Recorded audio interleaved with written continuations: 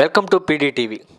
ఈరోజు మనం గుడ్లవల్లేరు గ్రామంలో జగన్మోహన్ రెడ్డి గారు నిర్మించినటువంటి ఏవైతే ఉన్నాయో చెప్తున్నటువంటి నేను ఇచ్చేవి జగన్ కాలనీలు కాదు ఊర్లు అన్నటువంటి ఈ ఊర్లో ఈ గ్రామంలో ఉన్నటువంటి ఇల్లు ఎలా ఉన్నాయో ఎలాంటి ప్రభుత్వం నుంచి సహాయం అందిందో వారి మాటల్లో అడిగి తెలుసుకుందాం. మీరు ఇల్లు ఎప్పుడు కట్టారు? మొన్నే కట్టాం. మొన్నే గృహప్రవేశం అయ్యాం పోయిన నెల 27వ తారీఖున. అంటే గతంలో ఎక్కడ మీకు? గతంలో అద్దెకున్నాం నాన్న. ఇప్పుడు మాత్రం సొంత ఇల్లు అని కొంచెం హ్యాపీ మూమెంట్లో ఉన్నాం. అంటే మీరు గవర్నమెంట్ తరపున అంత సహాయం అందిందంటారా? 1,40,000 అందినాయి. మీరు భూమి ఇచ్చారు కదా, మీకు ఎలా ఫీల్ అవుతున్నారు? అంటే జగన్మోహన్ రెడ్డి గారు ఇచ్చారని సహాయం చేస్తున్నారని చెప్తున్నారు కొంతమంది, కొన్ని విధాలుగా అప్రూవ్డ్ అవుతున్నారు. ఎలా మీరు ఫీల్ అవుతున్నారు? నాకు పెన్షన్ దేవుని కృపను బట్టి పెన్షన్ ఇస్తున్నారు. ఇల్లు ఇంకా మా బాబుకి ఇచ్చారు, అదే మా కోళ్ళకి. ఇంకా దీంట్లో ఉన్నట్టున్నారు, దీంట్లోకి వచ్చారు. ఎలా ఉందంటారు? బాగుంది. అదే మీ ఇల్లు ఇప్పుడు మీరు ఎలా ఫీల్ అవుతారు అంటే మీ ఇల్లు సందర్శించడానికి వచ్చాం చూస్తానికి. బాగుంది. ఇల్లు ఎప్పుడు కట్టుకున్నారు మేడం? ఇది నవంబర్ 7వ తారీఖున గృహప్రవేశం చేస్తాం. ఈ గవర్నమెంట్ వచ్చినాక మీకు జగన్ గారు వచ్చినాక ఎంత సహాయం చేశారంటారు? 1,40,000 చేశారు. అంటే ఇప్పుడు మీరు ఇల్లు కట్టుకున్నారు, ఆ గతంలో మీరు ఎలా ఉండేవాళ్ళు? మేము ఇంతవరకు రెంట్కు ఉండేవాళ్ళం దీంట్లో. కాకపోతే ఇక్కడికి వచ్చినాక చాలా ఫ్రీగా ఉన్నాం, హ్యాపీగా ఉన్నాం మా ఫ్యామిలీ అంతా. అంటే ఇల్లు సరిపోతుందా? సరిపోతుంది. అంటే కొంతమంది ఏమంటారంటే ఇది సమాధులు కూడా సరిపోదు స్థలం అని చెప్పి కొంతమంది ప్రతిపక్షాలు అంటున్నారు. ఎలా చూడొచ్చు?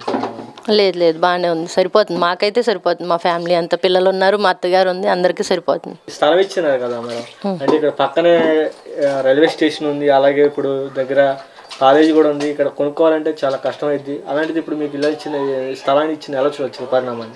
మీకు ఇలా ఇదే కాకుండా ప్రభుత్వం నుంచి ఎలాంటి సదుపాయాలు అందుతున్నాయి అంటారు? అన్నీ మాకు అమ్మఒడి పడుతుంది పిల్లలకి, మా అత్తగారి పెన్షన్ అన్నీ మాకు ప్రభుత్వం నుంచి బాగానే అందుతున్నాయి. బాగానే వస్తుంది మేడం. ఇప్పుడు ఈ డబ్బులు ఇచ్చిన పరిణామంలో మీకు ఏమైనా కరప్షన్ ఏమైనా జరిగిందంటారా? ఎవరైనా మిమ్మల్ని డబ్బులు అడగడం కానీ?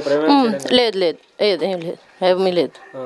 మాకు డైరెక్ట్గా మా అకౌంట్లోకి వచ్చేసింది. డైరెక్టర్ మీ దగ్గర వచ్చేసింది. దీన్ని ఎలా అప్రోచ్ అంటారు? అంటే ఇప్పుడు గతంలో చూడాలంటే కొంతమంది ఎమ్మెల్యేలు కాదు కానీ ఎంఆర్ఓలు కానీ ఎండిఓలు కానీ లేకపోతే దగ్గర ఉన్నటువంటి పంచాయతీ కార్యదర్శి కానీ కావాల్సి వచ్చేది. వాళ్ళు మీ డైరెక్టర్ మీ అకౌంట్లో పడ్డానికి ఎలా వచ్చి? చాలా బాగుంది ఈ ప్రభుత్వం పథకం చాలా బాగుంది.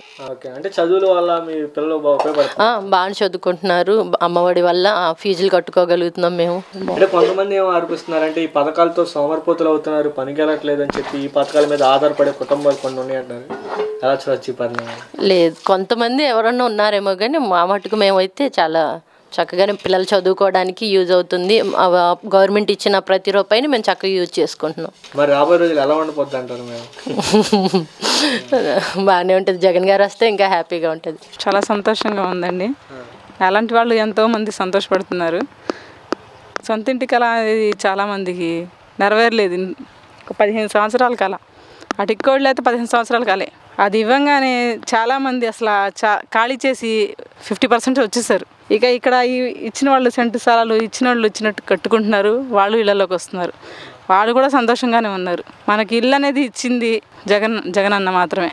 ఆయన మేలు మాత్రం మర్చిపోలేము. ప్రభుత్వం నుంచి ఆయన స్థలం ఇచ్చారు. మెటీరియల్ పరంగా కానీ అమౌంట్ పరంగా కానీ 1,80,000 ఇచ్చారు. 1,80,000 దాకా సహకరించారు.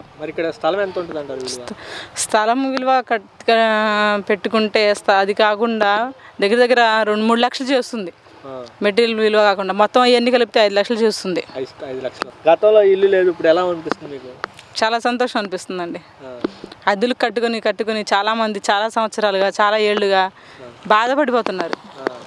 ఇల్లు మారాలంటే పెద్ద తలకాయ నొప్పి. అది ఆడవాళ్ళకి, మారే వాళ్ళకి తెలిసిద్ది.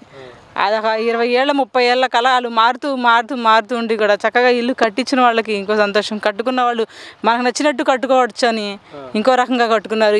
వాళ్ళకి ఆప్షన్ అది ఇచ్చాడు అన్నయ్య అనేది.